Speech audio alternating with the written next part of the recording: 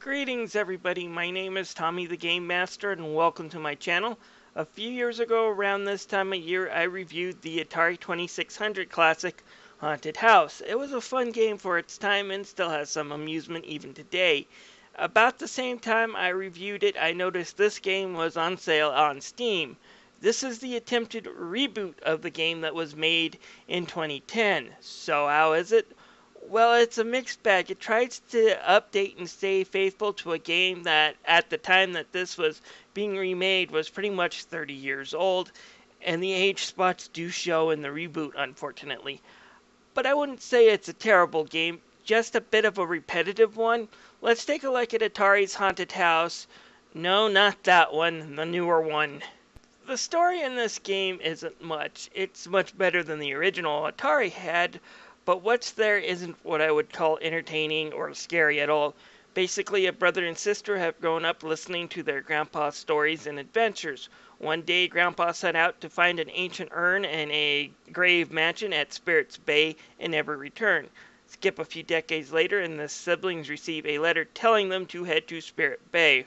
Once inside the mansion, they get locked in and now have to explore the mansion for the way out, as well as figure out what happened to their grandpa.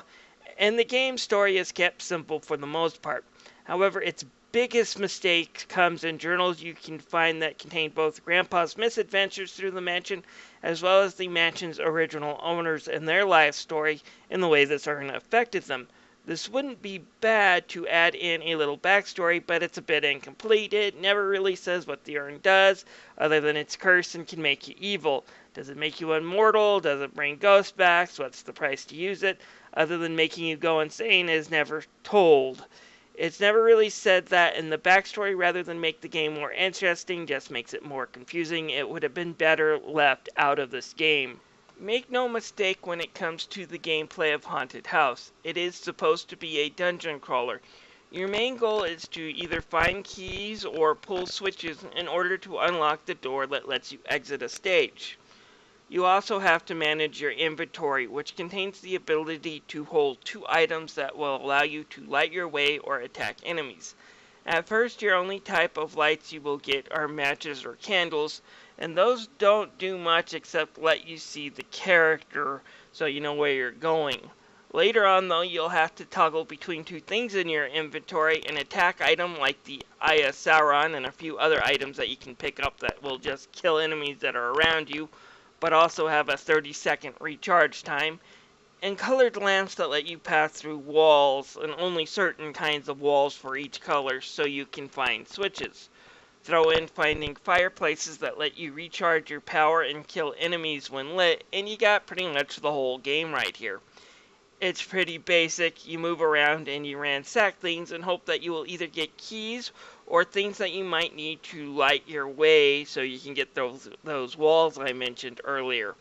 Occasional things like a journal can also pop up, and yes, it's extremely basic, but remember, it's trying to basically upgrade and emulate this, and by doing this it does feel like an updated Haunted House, and it does have some charm and a little fun.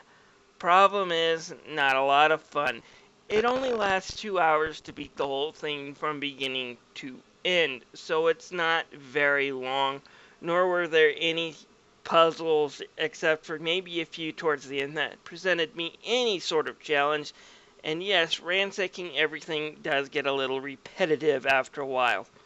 Oh yeah, there are boss fights too. I guess I should mention them because they pretty much all suck. They usually have you go around and trying to light the room or just kill a bunch of enemies until the boss decides to keel over and give you a piece of the urn so you can continue on your mission.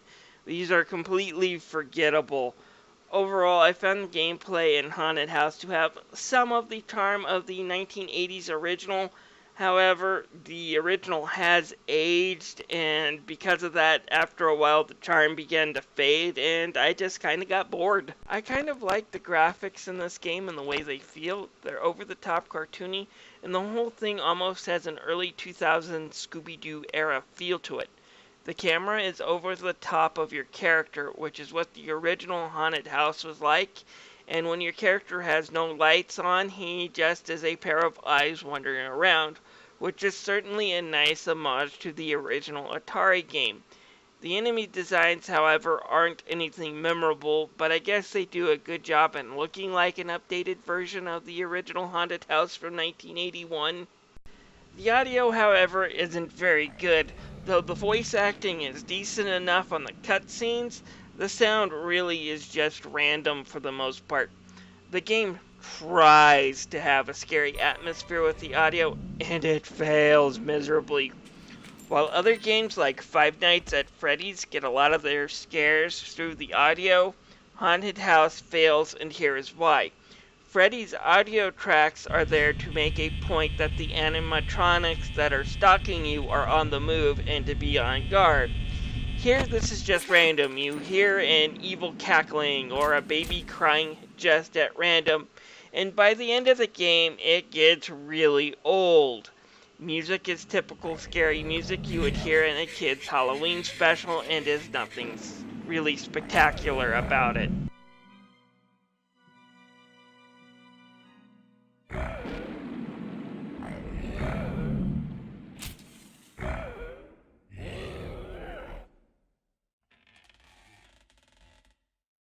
Who's that? Hello? It's hard for me to honestly tell you what my real thoughts on Haunted House are, and I don't envy the makers. The original game is 30 years old, and while I hit with the kids of the early 80s, it really didn't spawn a franchise or any type of remake in the last 30 years. So the only people who have fond memories now would be adults who might be looking for something that would give them more scares, or at least some deeper gameplay. At the same time, the original game was kind of cartoony looking, even for the day. It seems this game was aimed at the latter, and I don't think that was the right market. Aiming a reboot of a game at an age group has probably never played the original and wouldn't really care to, is probably aiming for it not to succeed. And while aiming at an older audience may have meant the game would have to be a lot darker and scarier than the remake, it wouldn't have hurt this one to at least have put some meat in the puzzles. That said, Atari was wise enough to price this right. It's about $6 on Steam, and it can go a lot lower. I picked this one up on sale for $2, and I can say I got that much enjoyment out of it. Not much more, but I did get that much enjoyment out of it at least. This is Tommy the Game Master, thanking you for watching this video. I would love to have you click on my subscribe button and become a member of my community. I do game videos, I do tip videos, and I do vlogs on this channel, and I would love to have you as a member here. I'll see you guys later.